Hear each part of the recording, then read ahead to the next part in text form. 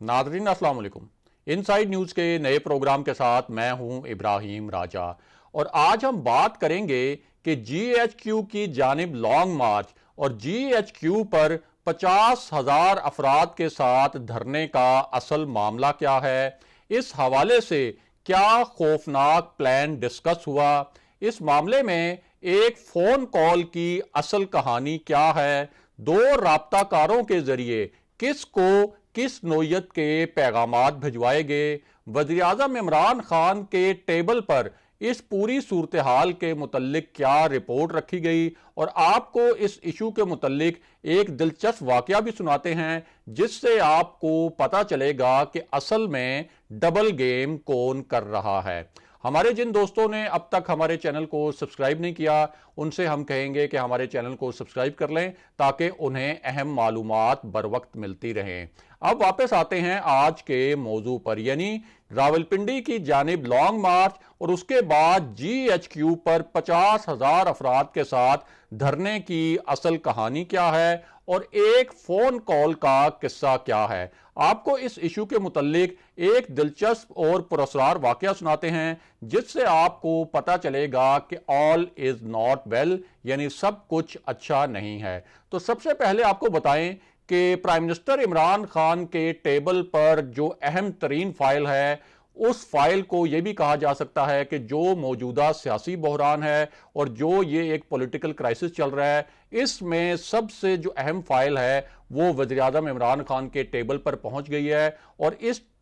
File के मुतल्लिक कुछ बहुत ही धमाका खेज नौयत के इंकशाफात हुए हैं। और ये जो फाइल है ये असल में वज़ीर-ए-आज़म इमरान खान के एतमाद के वोट के मुतल्लिक भी है और यूसुफ रज़ा गिलानी की जो जीत हुई, एक गैर मुतवक्का जीत, जिस तरह से उन्होंने हफीज शेख को शिकस्त दी, ये उसके मुतल्लिक भी है। तो सबसे पहले आपको बताएं कि ये जो फाइल है इसके हवाले से एक बहुत ही अहम शख्सियत ने इंकशाफात किए हैं और ये जो शख्सियत है इसे ताकतवर हलकों के बहुत करीब भी समझा जाता है और ये समझा जाता है कि इस शख्सियत की जो पूरी सियासत है वो ताकतवर हलकों के गिर्द ही घूमती है। और ये जो शख्सियत है इसने अब ये इंकशाफ किया है कि इस शख्सियत ने भी वो फाइल देखी है जो वज़ीर-ए-आज़म इमरान खान के टेबल पर रखी गई और इस फाइल में देखा गया है और लिखा गया है कि 17 अरकान थे पीटीआई के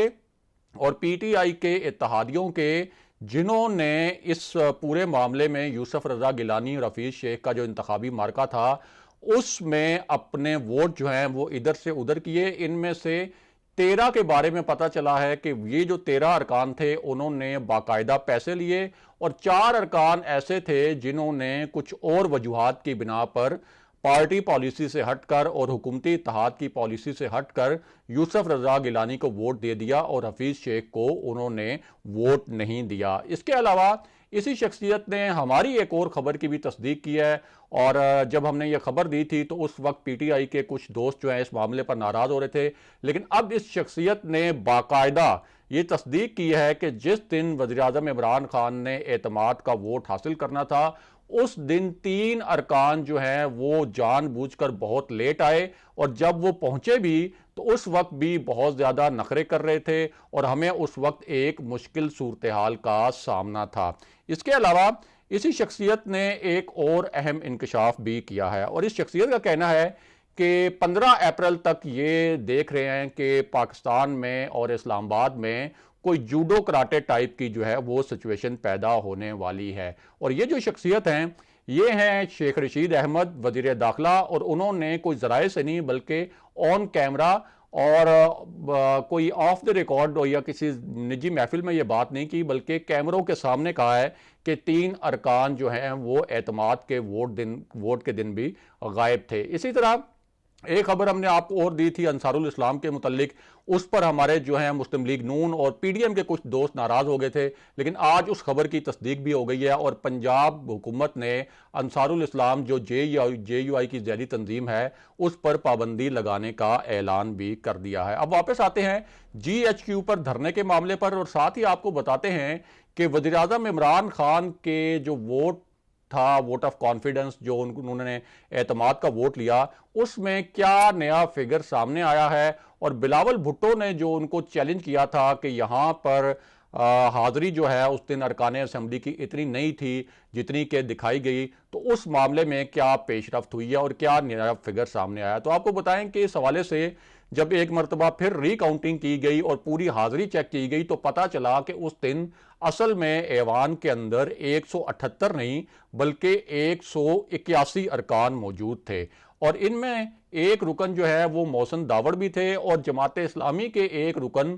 جنہوں نے یوسف رضا گیلانی اور حفیظ شیخ والے جو انتخابی معرکہ تھا اس میں 5 بجے تک دونوں امیدواروں کو بھی ویٹ کروایا، الیکشن کمیشن کو بھی ویٹ کروایا، کیونکہ باقی پولنگ 3 بجے تک مکمل ہو چکی تھی، لیکن ایک صرف ان کا ووٹ رہ گیا تھا، لیکن یہ ووٹ ڈالنے 5 بجے تک نہیں آئے۔ تو یہ اس دن اعتماد کا، جس دن پرائم منسٹر عمران خان نے ووٹ لینا تھا، جماعت اسلامی کے یہ رکن اس دن موجود تھے ایوان میں، لیکن انہوں نے پرائم منسٹر کے حق میں اور ان کو اعتماد کا ووٹ نہیں دیا، اور یہ جو رکن تھے عبد الاکبر چترالی تھے۔ اور اس کے علاوہ سپیکر قومی اسمبلی کو بھی ملا لیا جائے تو یہ کل فگر بتایا گیا ہے کہ اس دن 181 ارکان موجود تھے، اس میں سے 2 ارکان ظاہر ہے کہ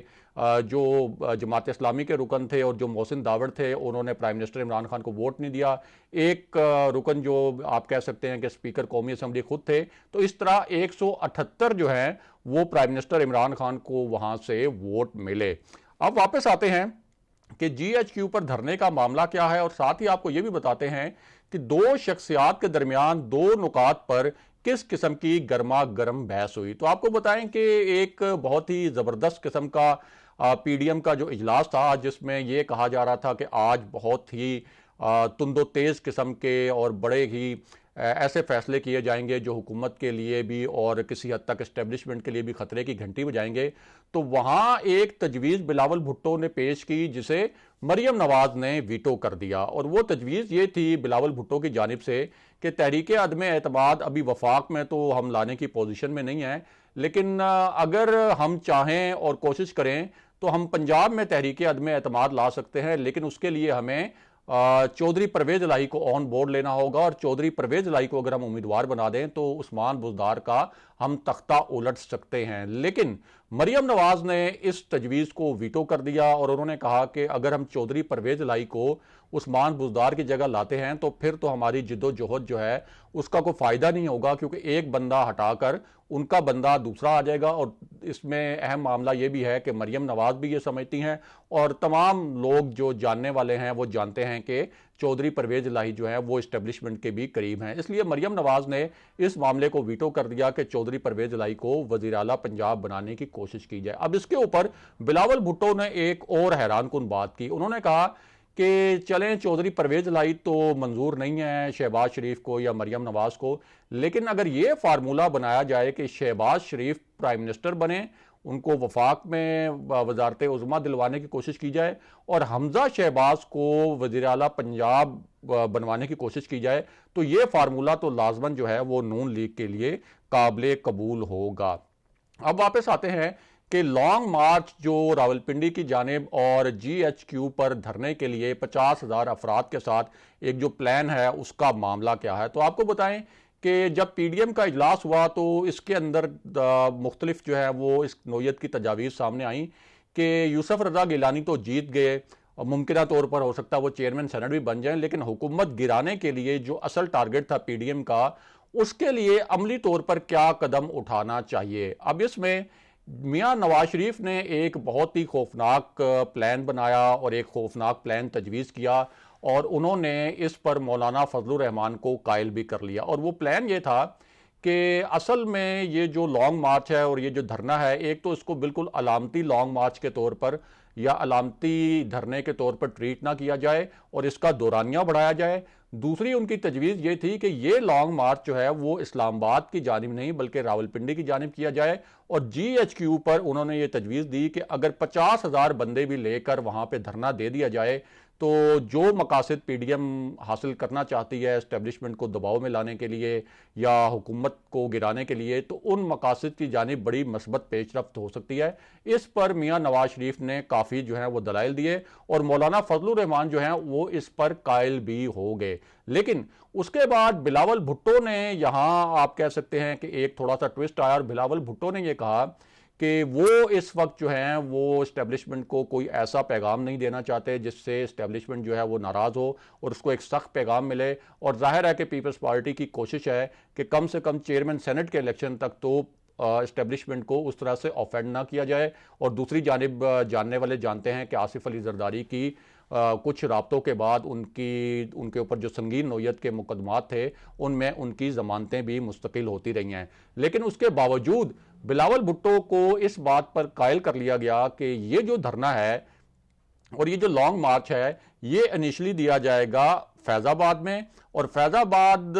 کا مطلب یہ ہے کہ جو لوگ اسلام آباد اور راولپنڈی میں رہتے ہیں انہیں معلوم ہے کہ فیض آباد سے اگر بائیں طرف لیفٹ ہینڈ پہ یہ لانگ مارچ مڑ جائے تو 7 سے 8 کلومیٹر دور جو ہے وہ جی ایچ کیو ہے. اگر یہ فیض آباد سے رائٹ ہینڈ پہ مڑ جائے تو 7 سے 8 کلومیٹر دور جو ہے وہ اسلام آباد کا ریڈ زون ہے. اور اگر یہ لانگ مارچ فیض آباد سے سیدھا جاتا ہے تو پھر یہ 0 پوائنٹ سے ہوتا ہوا آپارا تک جائے گا اور آپارا سے ریڈ زون میں پہنچ سکتا ہے. اور یہ والا جو راستہ ہے یہ پی ٹی آئی نے اور طاہر القادری نے اپنے لانگ مارچ کے دوران استعمال کیا تھا. تو اب یہ جو فیصلہ ہوا ہے وہ یہ ہوا ہے کہ فیض آباد میں دھرنا دیا جائے, فیض آباد تک لانگ مارچ لایا جائے, اور اس کے بعد اگر یہ تاثر نہ ملے کہ اسٹیبلشمنٹ جو ہے وہ بالکل غیر جانبدار ہے تو اس وقت فیصلہ کیا جائے کہ یہ جو دھرنا ہے اس کا رخ اور اس لانگ مارچ کا رخ جو ہے وہ جی ایچ کیو کی طرف موڑ دیا جائے.